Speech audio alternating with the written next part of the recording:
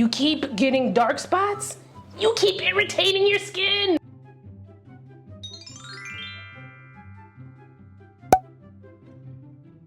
To be fair, some of it is hard for you to control, but a lot of it, that's all you. If you want to release yourself from the shackles of the never-ending cycle of hyperpigmentation, you might want to get to jotting here. To truly master avoiding hyperpigmentation, you really need to understand why you keep getting it in the first place. Our skin, particularly skin of color, responds to irritation by overproducing melanin, aka the dark spots that you see. If you can avoid irritation, you might be able to avoid getting dark spots. But what exactly is irritation? Examples of irritation include acne, whether you pick it or not. Now, I know that's a hard pill to swallow, and you might be tempted to pick that sucker anyway because you're like, well, if I do, if I don't, it's gonna leave a dark spot anyway. But don't, because it's gonna make it worse. You know, you might spread the bacteria around, cause an infection, and then you got more than one issue on your hand now. Now, the thing with acne, it can be hard to control because a lot of times it's caused by hormones, and sometimes it's made worse by other factors that you're not really aware of. Personally, my acne comes around my period, so right before my cycle, a couple of weeks before, I'll start incorporating a salicylic acid or a benzoyl peroxide cleanser in my routine. So that helps to clear the pores of the gunk that can cause acne in the case of salicylic acid, or it kills the acne bacteria that sits on the skin in the case of benzoyl peroxide, which is great for inflamed acne. You know, the type of acne that's like really deep and it contains pus. It's like really annoying. That's the ones that I typically tend to get. And there are people who are just prone to acne. In that case, I highly recommend keeping a skin diary. It can be something as simple as the Notes app in your phone. But what you want to do is you want to document how your skin reacts after using certain products, certain medications, maybe after consuming certain foods, after, you know, certain life events like stress, because stress is something that can also affect your acne.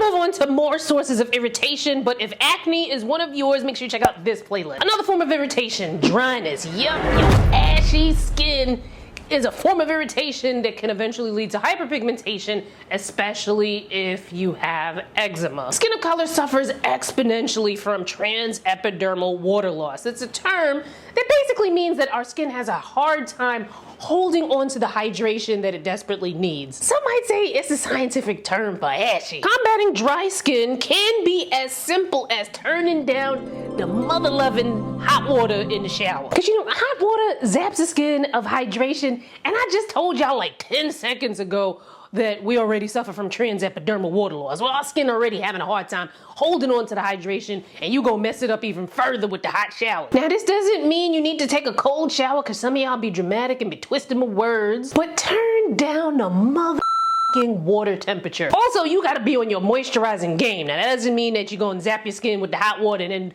over moisturize it. You already done damage your skin.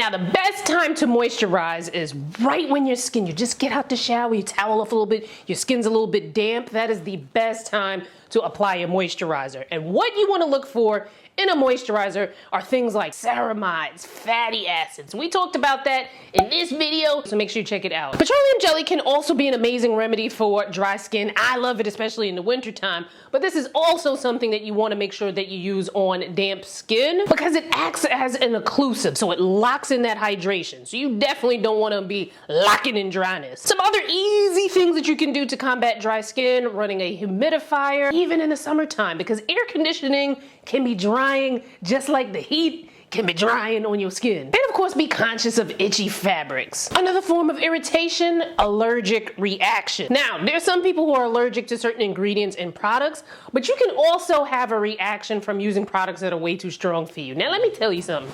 Some of y'all out here, when you have a skin issue, you panic. And I understand, because you know, sometimes it can be very traumatic to have that happen to you.